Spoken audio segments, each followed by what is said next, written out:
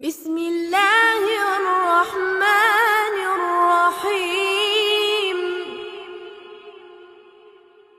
تبارك الذي بيده الملك وهو على كل شيء قدير.